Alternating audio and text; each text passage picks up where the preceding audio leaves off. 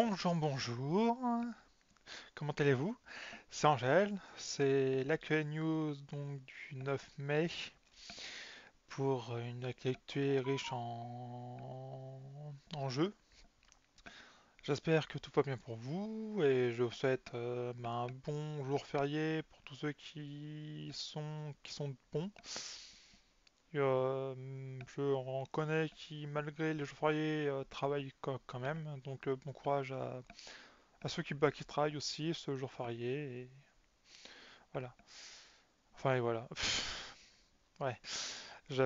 Oui. Faites. Voilà. J'espère que votre journée de travail va bien se passer. Et merci à ceux aussi qui travaillent ce jour férié. Donc, une année. Donc, enfin, une année. Un actuel news riche en infos que vous voyez que je rétrécis de plus en plus pour pouvoir que ce soit plus digeste pour tout le monde que plutôt m'entendre pendant une demi-heure. Je pense une revue de presse, news, voilà, un quart d'heure, 20 minutes, je pense que ça peut être bien. Après, voilà. Après, si je peux plus, voilà, ce serait peut-être pas l'idéal non plus. Voilà, et, il faut se faire aussi au mode de consommation actuel. Si je veux pouvoir essayer d'en vivre, et puis pourquoi pas faire, après mes actuelles news, pourquoi pas des vidéos un peu plus travaillées sur des sujets qui m'intéressent et tout. Ça, je vous tiendrai au courant. Donc, comme je vous disais, une actu gaming et technologique et de séries assez riche. Enfin, technologique, il y aura une ou deux. Et de séries, il y en aura trois. Deux ou trois, non, c'est trois. Voilà, qui m'intéressent et dont une bonne nouvelle. Donc voilà. Pour ceux qui aiment cette série, surtout. Et surtout, bah, on va commencer, enfin, on va pas commencer par les mauvaises nouvelles, parce que je pense que vous connaissez l'actu gaming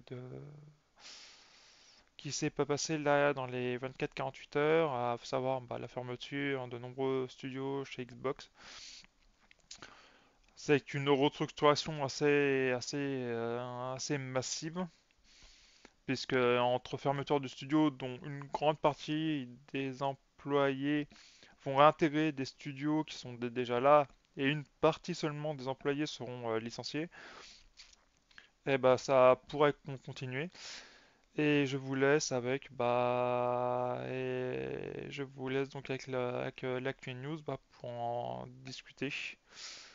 Et puis je tiens d'ailleurs à apporter mon soutien aux employés qui se sont fait licencier récemment.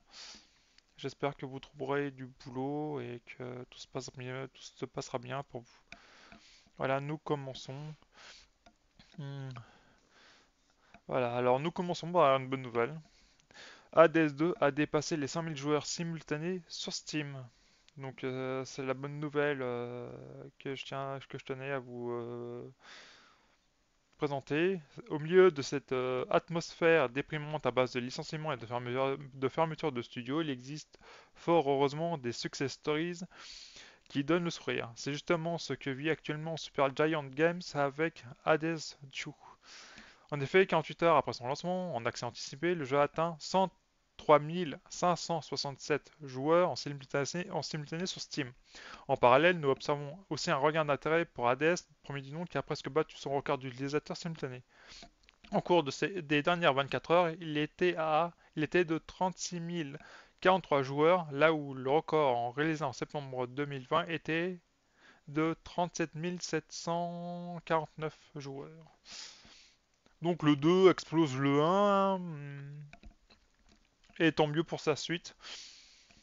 Alors, j'ai pas joué au Hades 1, mais je sais que que la licence est très appréciée de vous. Et Hades 1 qui se passe pas forcément. Apparemment, d'après ce que j'ai vu, bon, il y a toujours les dieux de l'Olympe grec. Ouais, de l'Olympe-Grec. Les dieux les dieux grecs de l'Olympe, on va plutôt dire ça. Et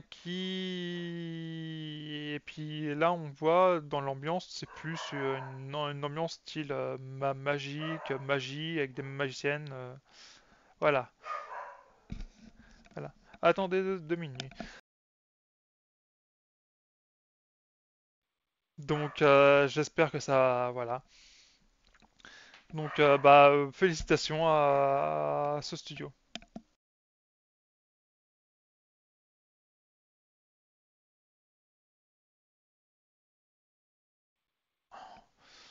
Donc, news suivante. Entre changement de cap et fermeture de studio, Xbox se saborde, dit Instant Gaming News. En septembre 2020, Microsoft a officialisé le rachat de ZeniMax Media, la maison mère de l'éditeur Bethesda Softworks.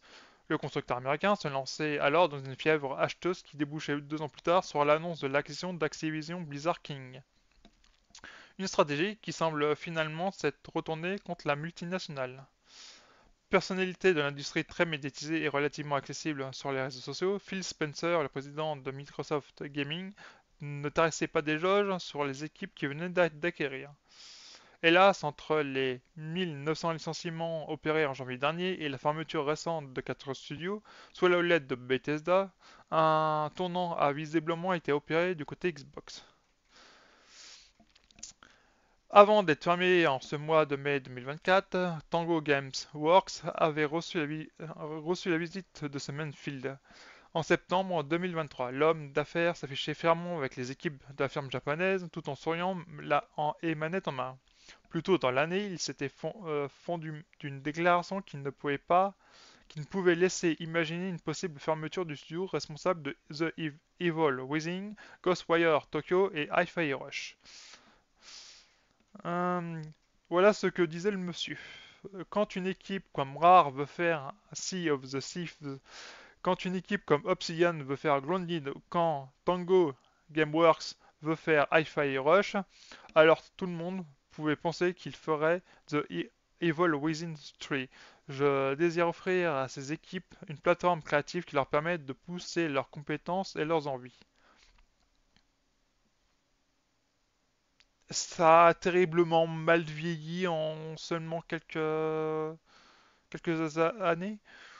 Dans un autre documentaire diffusé en 2021, Sarah Bond, l'actuelle présidente d'Xbox, et Phil Spencer revenaient sur un épisode tout aussi tragique. La disparition de Lionhead, donc les créateurs de Fable, en 2016, 10 ans après leur acquisition par Microsoft.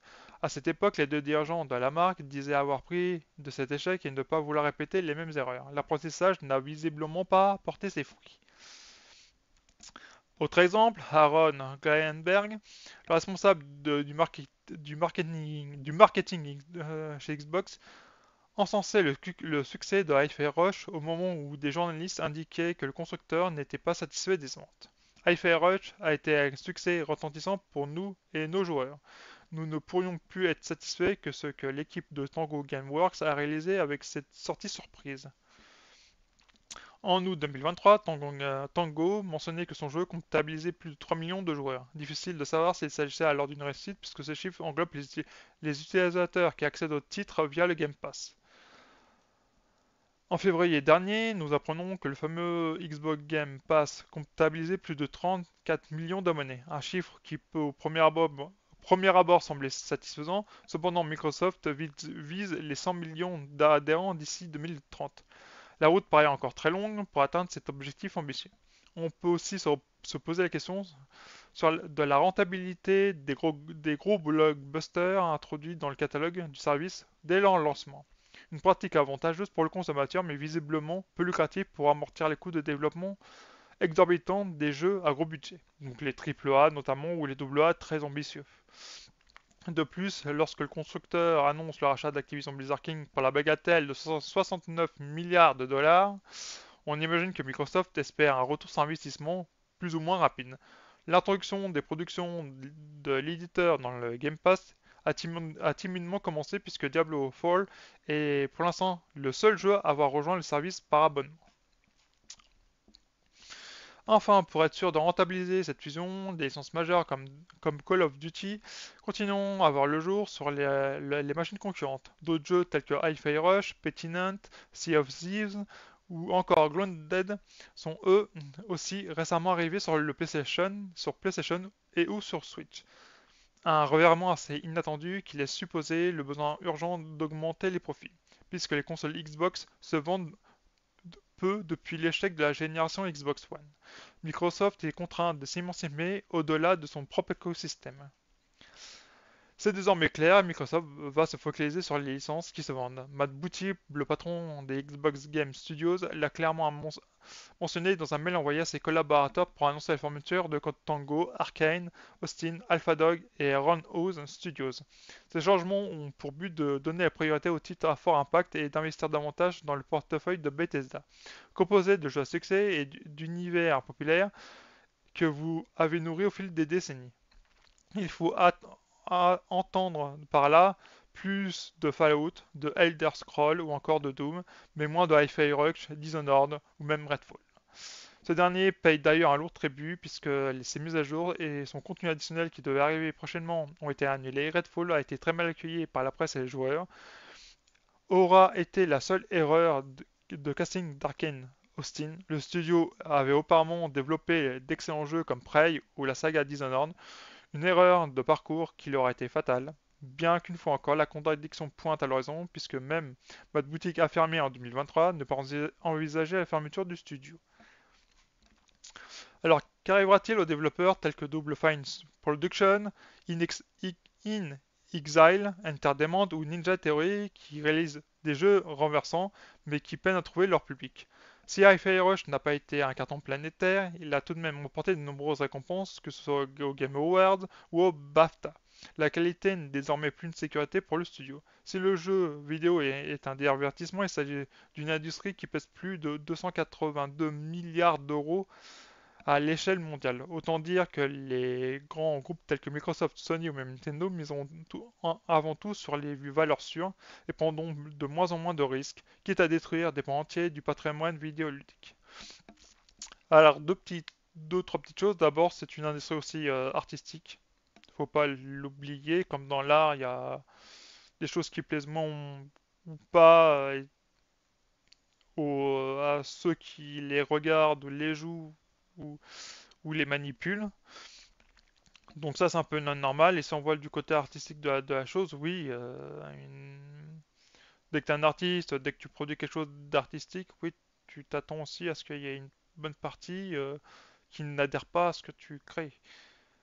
Donc d'un point de vue artistique, oui, ces fermetures de studios sont, comment dirais-je, tristes. Et comme l'a dit si bien Yuni dans une de ses vidéos, c'est aussi peut-être à nous aussi d'éduquer nos jeunes à jouer à des jeux justement solo et pourquoi pas partir comme elle disait sur une Super Nintendo, une Mega Drive, et leur faire jouer à des Secret of Mana, des Super Metroid, voire pourquoi pas des Street of Rage ou autres Shining Force. Voilà, qu'on éduque les enfants aux bases de ce qu'a été les jeux et surtout à des jeux solo qui ont une qualité presque indiscutable aujourd'hui. Je verrais très mal la personne que je conseillerais étant très jeune de lui faire débuter Final Fantasy VII. Je lui ferais plutôt débuter Final Fantasy VI. Ça peut paraître bizarre, mais oui. Et la deuxième chose, c'est les 282 milliards d'euros. Plus de la moitié, c'est le mobile qui a cette part. Donc vous comprenez bien l'achat d'Activision Blizzard et surtout le troisième, parce que je vais pas lever ce doigt, de King surtout. Donc oui. Et malheureusement aussi, bah, le patrimoine va en prendre un coup. Le patrimoine va naître si on continue comme ça à éduquer les jeunes qu'au Call of Duty et autres Fortnite et machin, et aux jeux même multi, bah forcément le patrimoine va n'être que de jeux à service avec des microtransactions qui ne sont plus micro mais qui coûtent un tiers du jeu. Donc c'est à nous aussi de faire l'effort d'éduquer les jeunes à déjà des anciens jeux et à voilà, qui sont tout aussi bien et à les éduquer plutôt aux jeux solo, à apprécier ce solitude de jouer seul. Et je pense que c'est ça, on est tellement connecté socialement qu'on ne conçoit pas de jouer tout seul dans son coin. C'est voilà, les réseaux sociaux c'est une bonne chose, mais en même temps un truc qui fait que l'ultra connecté est un peu le mal quoi. Allez, news suivante. Microsoft pourrait augmenter le prix du Game Pass et chercherait à réaliser de nouvelles économies. Donc on continue, hein. Les révélations s'enchaînent après la fermeture de 4 studios qui appartiennent à Bethesda Softworks. Des sources ont lâché quelques infos sur ce qui se passe actuellement chez Microsoft. Tout d'abord, The Verge précise que le constructeur américain réfléchirait à une nouvelle augmentation du prix du Xbox Game Pass Ultimate. Des discussions auraient également lieu pour savoir si les jeux Call of Duty seront ajoutés ou non au catalogue du service. Certains hauts placés de Microsoft craignent une perte trop importante de recettes en mettant le dernier opus en date directement dans le Game Pass. Par ailleurs, Hellblade 2 pourrait voir le jour sur PS5. Waouh! Passons maintenant à Bloomberg qui revient sur le projet qui était envisagé par le studio maintenant fermé. Tango Gameworks était vraisemblablement en train de soumettre un pitch pour la suite de Hi-Fi Rush.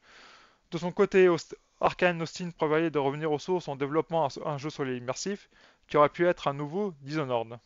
Donc le 3.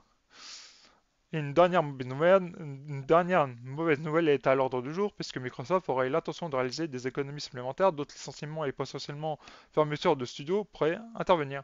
Enfin, le rachat d'Activision Blizzard et King aurait accru la surveillance de Microsoft sur sa division gaming, ce qui pourrait expliquer les changements récents sur la politique de la firme. C'est une année sombre. Franchement, pour le jeu vidéo, là, ça fait 2 ans de fermeture, de machin chose et de bidule.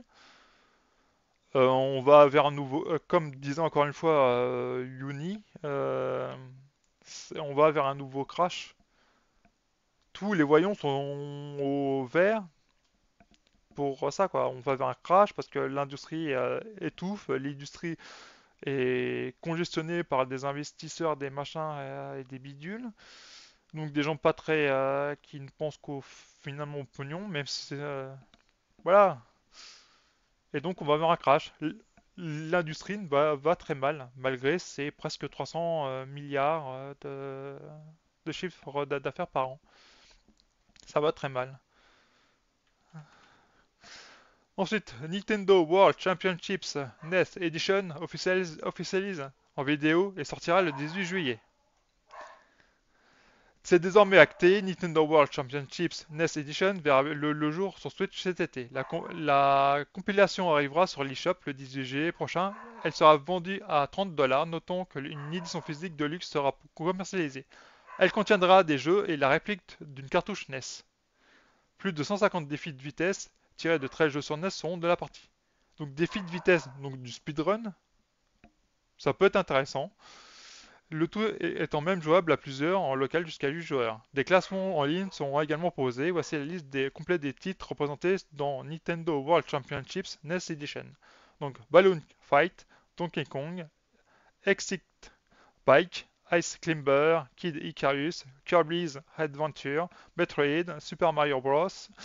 2, donc le premier, le 2, le 3, le Lost Level, The Legend of Zelda et le 2, The Adventure of Link. Donc on passe à la suivante. Donc là, c'est une news hardware. La nouvelle ROG Ally sera dévoilée ce jeudi 9 mai. Donc aujourd'hui. Donc la ROG Ally, plutôt. Des récentes bruits de couleurs évoquaient l'annonce imminente d'un nouveau modèle pour l'Alus ROG Ally. Des US ROG Ally même, on devrait dire. Ces rumeurs avaient vu juste puisque la marque taïwanaise donnera une présentation cette semaine. Il ne va pas falloir attendre bien longtemps car une vidéo YouTube dévoilera la machine ce jeudi 9 mai à 21 h. Rappelons qu'il s'agit d'une mise à jour de la console déjà existante.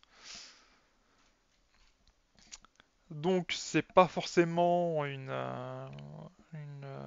ROG Ally 2, mais plutôt une version 2 de la console existante.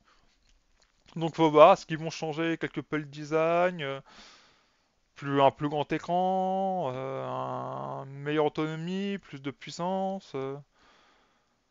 Après, je sais pas si on peut la brancher, par exemple, sur le téléviseur ou la TV, si vous voulez, et pour faire comme un dock. Et mais si c'est pas pleinement monté, et là, je suis désolé, je sais pas. Ce sera intéressant qu'ils le mettent. Ah, ensuite on va dans les news séries et surtout ceux qui aiment en bouffer, donc parce que HBO Max dévoile sa date de lancement en France et ses tarifs. Donc ça arrive. Donc amateur de binge watching, une nouvelle plateforme arrive. La plateforme de la Warner Bros. Discovery arrive juste à temps pour la saison 2 de The House of the Dragon. Il y a visiblement jamais assez de plateformes de streaming attendues depuis 2 ans. Max, la plateforme de Warner Bros., met à disposition ses créations dès le 11 juin prochain. Installée aux États-Unis depuis quelques temps, en Amérique latine depuis le début de l'année, Max avait annoncé son déploiement en Europe en mars dernier lors du festival Série Mania. Alors qu'on penchait pour une sortie estivale en juillet, c'est finalement plus tôt que prévu que la plateforme est proposée au public en France. Moyennant 10 euros ou 6 euros pour une version avec de la publicité, ou 14 euros pour une offre accessible sur 4 écrans, Max proposera tout le catalogue du groupe Warner Bros. Et Discovery, HBO, DC, Discovery, Channel, et diffusera également des contenus originaux français dans le cadre de ses obligations audiovisuelles. Parmi ses premières créations, on retrouvera la série de Just Filippo, Nuée Acide, Une amie dévouée, le récit d'une fausse rescapée des attentats du 13 novembre 2015. Venons remplacer l'offre du Pass Warner existant en supplément d'un abonnement Amazon Prime Video. Max sera disponible sur Prime Video et inclus dans les offres Canal+. Donc Canal+, Ciné, Série, Friends et Family, Intégral et Rad+, Ciné, Série. Franchement, c'est bizarre leur truc. Selon le communiqué de presse, les abonnés de Pass Warner auront automatiquement accès à l'ensemble des contenus Max au même prix, soit 10 euros par mois. Une offre sport sera également proposée pour 5 euros supplémentaires qui permettra de visionner les épreuves des Jeux Olympiques 2024 sur Eurosport. Avec un lancement le 11 juin et la saison 2 de House of the Dragon, très attendue pour les fans le 17 juin, Max tombe à pic. Bago. Mercredi, saison 2, casting, surprise, détails, Netflix révèle plein de choses, plein de nouvelles infos. Donc Wednesday 2 season. C'est officiel, la production de Mercredi saison 2 est lancée pour fêter cet événement qui tarde à arriver. La série a été renouvelée en janvier 2023. Netflix révèle plein de nouvelles informations à travers une vidéo teaser publiée sur les réseaux sociaux. On découvre la chose déposant les nouveaux scripts devant la porte de chacun des personnages principaux. Première information importante, Tim Burton est de retour. Du moins, il réalisera le premier épisode de la saison 2 intitulé Malheureux Nouveau Départ. Pour rappel, le cinéaste avait réalisé 4 des 8 épisodes de la saison. Comme le dévoile le teaser, le personnage de la grand-mère, absent jusqu'à là, sera bien présent dans la saison 2. Interprétée par Joanna Lumley, célèbre Stone dans la série britannique Absolutely Fabulous, le casting intégral contient de belles surprises. En plus de Jenna Ortega, les acteurs Emma Bayer, Hunter Duan, Joy Sunday, Catherine Zeta-Jones et Louise Guzman reprennent du service. Comme annoncé précédemment, Steve Buscemi et Ted Ta- Ta- Tadiwi Oula, donc, euh, Madame ou Monsieur Newton rejoignent la groupe. Le premier interprète le personnage nommé Barry Dort, la seconde incarne le docteur Fairburn. Je suis désolé pour le nom, mais j'ai du mal à traduire. Enfin, c'est Sadie Win. Sadie. Oh punaise. Toujours du côté des nouveaux. Jamie McShane, Billy Piper, Frances O'Connor, Hayley Joel Osment, le petit garçon dans Sixième Sens, Heather Matarazzo s'ajoute à la fête. Sans oublier Christopher Lloyd, présent dans le film original de la famille Adams sous les traits de l'oncle fétide. L'acteur culte ne devrait pas retrouver ce personnage puisque Fred Armisen, qui campait fétide dans la saison 1, est également de retour. L'identité de son rôle est tenue secrète. Donc ça c'est... Est-ce que je peux... Ça c'est tout le casting. Donc autre détail important, l'absence de l'acteur Percy Hine White, qui incarnait Xavier dans la saison 1. Ce départ n'a rien de surprenant. Quelques semaines après la sortie de la première saison, le comédien faisait l'objet d'accusations d'agression sexuelle sur les réseaux sociaux. Si aucune date de sortie officielle n'a été pour le moment dévoilée, la saison 2 de Mercredi débarquera sur Netflix en 2025. Avant cela, Jenna Ortega sera à l'affiche de Beetlejuice de Tim Burton. Est-ce que Jenna Ortega sera la nouvelle chouchoute, aussi bien de Tim Burton que des cinéastes? Elle paraît, elle a beaucoup de talent, elle a une personnalité, une beauté et une belle présence. Donc voilà, si elle travaille bien, elle peut devenir la prochaine chouchoute et surtout nous faire beaucoup de merveilleuses choses. Je vous souhaite beaucoup de réussite, quoi. Et aussi à la saison 2 de mercredi. Donc saison 2. Et puis, mon courage pour Beetlejuice et Beetlejuice, hein. Voilà. Ça, c'est le casting de la saison 2. Donc Jenna Ortega, elle est là. Et le reste de la série. Voyons voir si j'arrive à retrouver le, le mec qui jouait dans Sixième Sens. Si j'arrive à le retrouver. Ah, j'ai du mal, hein. Soit il a trop vieilli, soit il a trop changé, mais... Ah ouais. Ah ouais, Tim Burton. Effectivement, pas mal. Et ensuite une nouvelle qui m'a fait extrêmement plaisir, parce que je suis une fan, mais absolument folle de la série NCIS, surtout de l'époque Catherine Todd et de l'époque Ziva. C'est mes deux périodes préférées de la série. Après le reste, c'est devenu de la redite et de la redite. J'ai beaucoup pleuré le départ de Catherine Todd, mais l'actrice apparemment on pouvait, mais réellement pu. C'est dommage qu'il l'ait fait mourir plutôt que de la faire simplement soit enlever, soit de faire disparaître. Ah, j'aurais bien aimé soit une série à part pour elle, ou voilà. Je l'appréciais énormément, puis Ziva, tout un personnage et je l'ai énormément apprécié. Et ça, j'ai lâché la série avant de savoir les choses que je vais vous dire. Donc je savais même pas que dans la série, il y avait eu ça. Le titre du nouveau spin-off de NCIS centré sur Tony Ziva a été dévoilé par Michael Wiserly et côté des Pablo. En personne, simple et efficace, le voici. Après des mois de réflexion et un appel aux suggestions auprès des fans, Michael Wiresley et côté des Pablo ont trouvé un titre pour le prochain spin-off de NCIS qui sera consacré à leur personnage emblématique de Tony DiNozzo et Ziva David.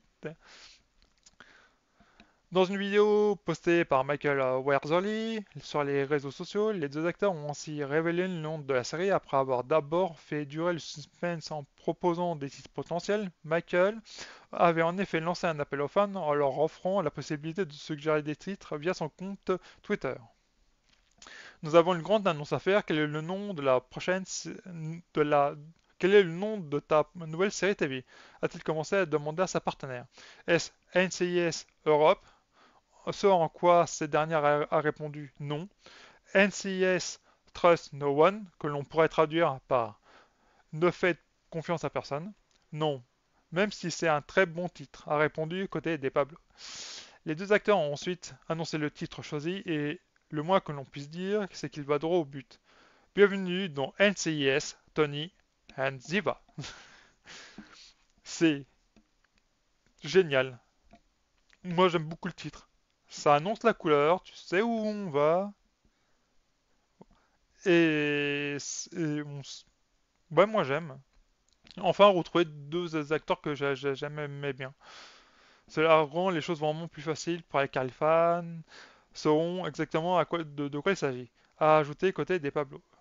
Il s'agit de Tony et Ziva. Je m'attends à des intrigues, de la romance, un contexte européen, des situations impossibles qui rendront nos vies très compliquées, mais d'une façon ou d'une autre, il y aura un petit quelque chose sur l'amour. Le duo se retrouvera donc pour reprendre leur rôle iconique de Tony et Ziva, ou Tiva pour les intimes. Le spin-off est centré sur le couple adoré des femmes et fera ses débuts sur Paramount+.